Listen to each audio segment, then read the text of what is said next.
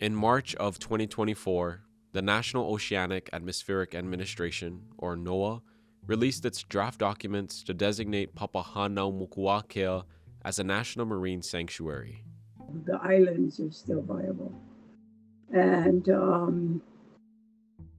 you know, it's like an old person. I'm an old person. And the old person has a lot of knowledge to them and a lot of ike and not so much physical, but mental. And we want to maintain the idea of the viability of the island, the worth of the island, and the islands, no matter how large or small they are. For Auntie Pua Kanakaʻole Kanahele, it's critical for Papahanaumokuakea to be protected.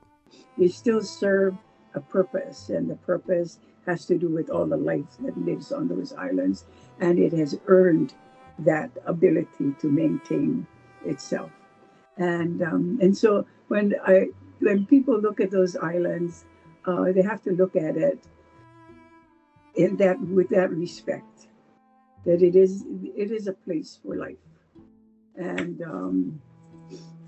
I mean, it's not as big as Hawaii or Maui, but nevertheless, it does have space for that life to be born again and again and again. My name is Kaleo Pa'avaris, and this is Hanohano Nā ʻāina Kūpuna, exploring Papahanaumokuakea. In this episode, we talk about what sanctuary status might look like for Papahanaumokuakea and how you can get involved right now. According to Dr. Kekuava Kikiloi, sanctuary designation creates a layer of protection that earlier rules can't provide. My fear is sort of, and we've seen this sort of with the Trump administration, was that the most comprehensive sort of protection it has right now is sort of the designation as a marine national monument. Yeah, but that was done in a way that it can be overturned possibly by a president. And so when Trump came to office, a lot of different monument sites were worried that he was just going to flip it and erase the protections. Right? The sanctuary designation is not easily flipped because it's a public process that is a little bit more sort of ingrained.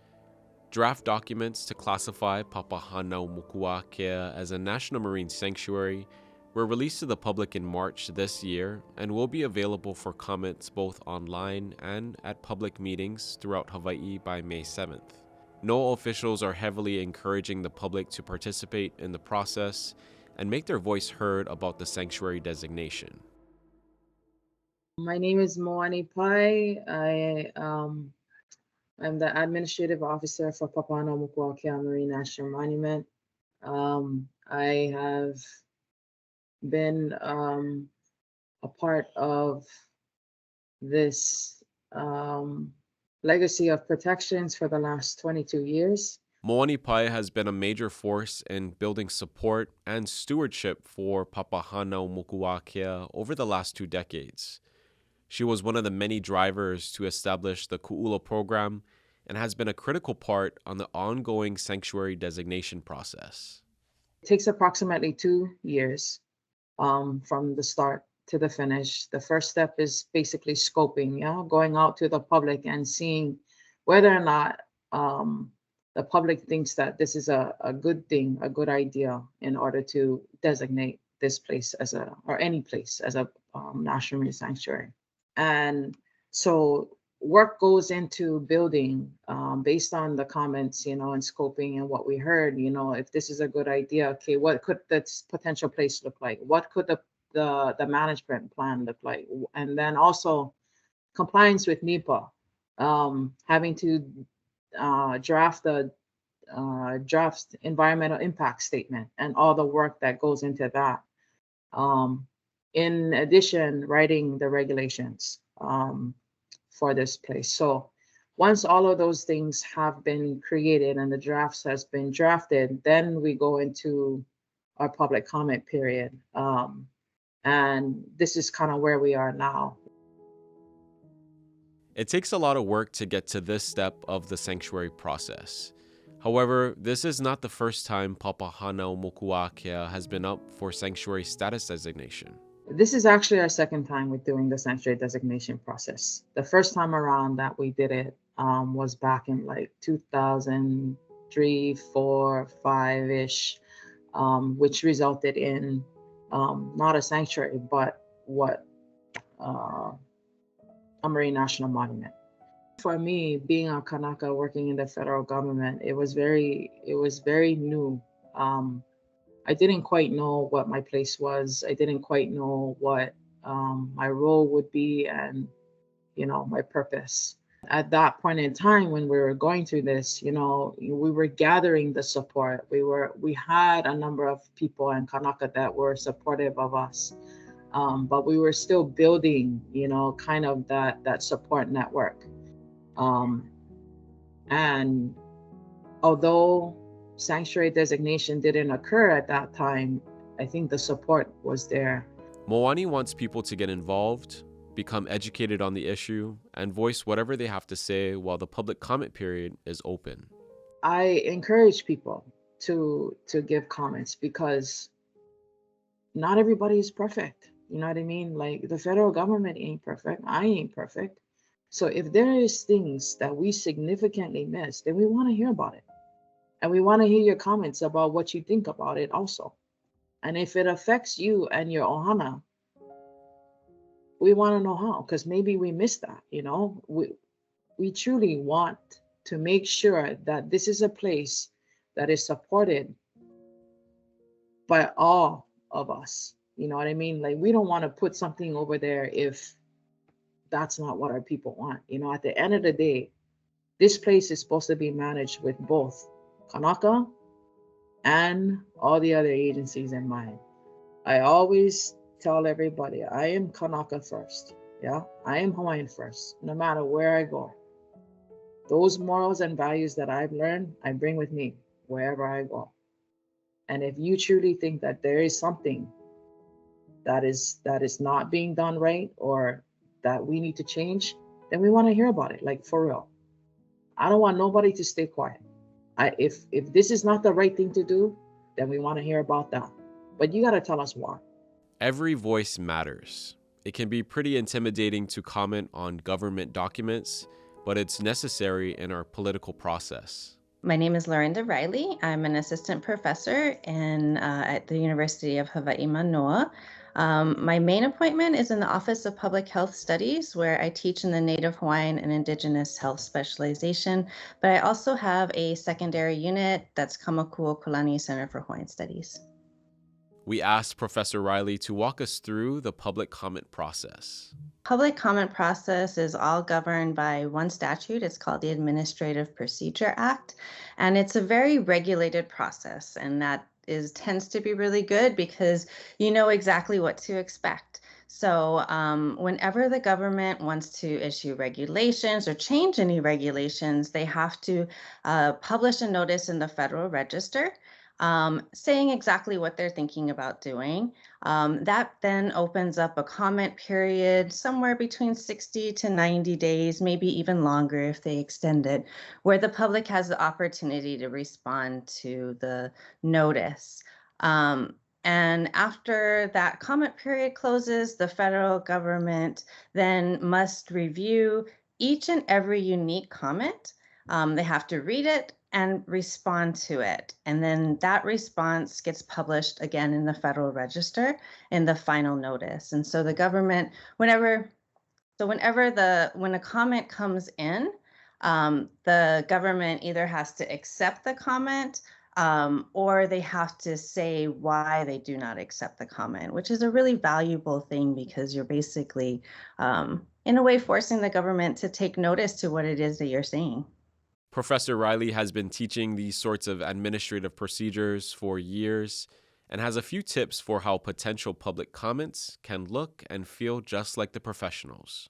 There are some things that make a comment stand out in particular. For example, I think first it's really helpful if you articulate why it is you're interested in this topic, like whether it be that you have a degree in it and are drawing from that experience, or whether it's your personal experience. In this particular case with Papahānaumokuākea, perhaps you have some ancestral ties there, to maybe even ties to Hawaii in general. You care about the environment, whatever it may be. That's one of the first things you should articulate, is why it is they should listen to you. The other thing to keep in mind is that comments have to be responsive to the notice. So it's really important that you read the notice. Sometimes that might be a little bit challenging or scary because there's some legal language, but in the notice, there should be a contact information of somebody who you can go to if you don't understand something, and you can email them and they can respond and provide clarifying comments.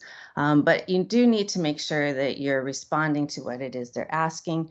I think one of the things about the federal regulatory comment process that I really appreciate is the fact that the government has to respond to each unique comment.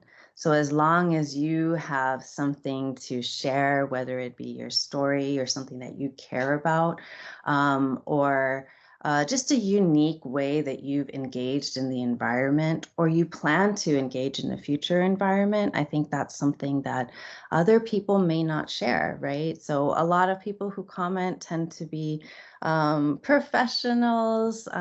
They might be providing that really logic-based argument. But if you're able to articulate, especially what this means to your future, that's something that I think is really unique and something that the youth can talk about much more deeply than many professionals are able to. For Professor Riley, this is an important and rare opportunity to know that the government is listening to us and our community. The federal commenting process is really a gift. It is a gift from the federal government to ensure that your voices are heard. The Administrative Procedure Act was created in order to, and the public comment process was created in order to ensure that the public had a voice. And so it's such a shame not to provide that voice. And part of, I think, healing from the historical trauma that our community has faced is to make our voices heard, and here we have the opportunity to do so.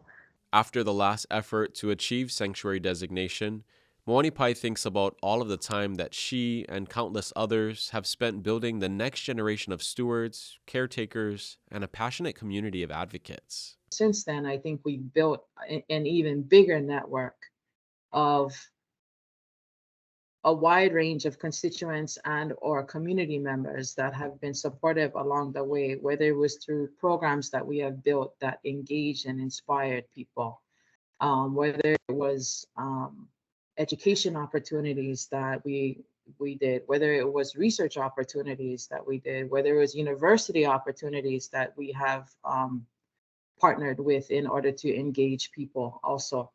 But we've come to the place where we have a solid support system behind us. Throughout all of our interviews, we discovered that exact support system of dedicated individuals who all care deeply about Papahānaumokuākea and its well-being. That place has our history as people, right? When we think about what that place, this region of Po, this ʻāina Kūpuna that kind of stems from the Kumulipo, that those are our origins, right? These are the things that where we come from as people. When we think of the context of geology, that's the oldest part of our island chain, right? These are all kind of, they're all kind of similar contexts. So this is where we come from as people. This is all part of our ʻāina. You know, my kuleana is to this place is a kanaka, right? And I understand that kuleana because of the stories, because of the chants, because of the names, right? And so for us as Hawaiians, we understand that this place that we call Papahānaumokuākea is beyond sacred, right? It's there's so much depth to that place. There's so much relationship embedded in that place, so much history, so much culture, so much knowledge. It helps us articulate our understanding of the sacredness of Papahānau Mokuākea to a broader audience that includes a state level, a federal level, a government level, national, international, then even a global level, right? It creates a basic, complex, an essential language why Papahānau Mokuākea is important, not just to the environment, not just to Hawaii, not just to Hawaiians, but to everybody. I think it's really important to just protect what you love. And so when you go to Papahānau Mokuākea, you really feel this inspiration, or it stokes the fire within you, and you really start to build the relationship with the place. And so more than really stress on the negative impacts of marine debris, I think it's really important to develop a positive relationship with the place. And if you really love something, it's really easy to want to protect it. And so whether that's your family, your favorite park, your local beach, Papahānau Mokuākea, your favorite surf break, whatever it is, like if you love it, you're going to do everything in your power to preserve it and make it better. And so I think Papahānau Mokuākea has given so much to me. I'm always a proponent for civic engagement. So I will always advocate for people getting involved especially with things that they're passionate about, and making your voice heard. Because without that, then you basically don't have a voice. and so what I think is really, really important is that if especially Hawaiian voices aren't constantly heard at these meetings, and just reminding everybody that this place is Hawaii. It's also good for the public to, if they read something and have a discrepancy with it, or have an idea, of how we can do things better, then that's kind of the time to voice concerns, and especially for the Native Hawaiian community to try and ensure that their voice is heard in terms of what they want to see happening in these islands. For those that don't know, our Hawaiian community, was really was at the forefront of the monument, of protection of our Kūpuna Islands. We had Kūpuna like Uncle Buzzy Agard who really pushed for it, Auntie Laura Thompson there. And then we had Auntie Pokanahele and Uncle William Ayla. And then we had like my father Carlos Andrade came in to help support in other ways that he could in the roles that his profession allowed, and to hold spaces like that. So we had at Kikueva Kikiloi was very early on, Likalaka Me'elehiva. So we have a lot of advocacy for what we have today is because of our Native Hawaiian community. And I don't think we should lose sight of that it was a Native Hawaiian advocated for protection or initiative, but it was important. It was important to our people to really fight for some advocacy in maintaining relationships and some sort of protection over it. So sanctuary, I think, is just the step happening right now that just ensures a little bit more of that, securing that kind of protection. So all of the work of the past doesn't get undone. I look around, I see that Native Hawaiians are resilient people, right? And in many ways, our community is not just surviving, but thriving. And by engaging in advocacy, that's a way that we are expressing our resilience and our determination to thrive. I think on this earth, we need a place like that. We need a place to say, leave it alone. Allow it to develop constantly the way it naturally should develop. Because we're so used to people, and because people don't live on it, which is a real big plus. for us. And because as soon as people live on it, they have no idea what to do with it, and pretty soon it becomes a place for people. And it's not a place for people anymore. That has passed. But it's still a place for things that are alive and are living and are part of this world. And it has earned its place here already before it goes all the way down into the ocean. You can make a comment on Papahānau Mokuākea sanctuary status right now. The public comment period is open from now until May 7th, 2024. Hanohano Nā ʻāina Kūpuna is produced by the Council for Native Hawaiian Advancement. Support for this program was provided by a grant from the National Marine Sanctuary Foundation. Sources and citations can be found in our show notes. To learn more, visit papahānaumokuākea.gov.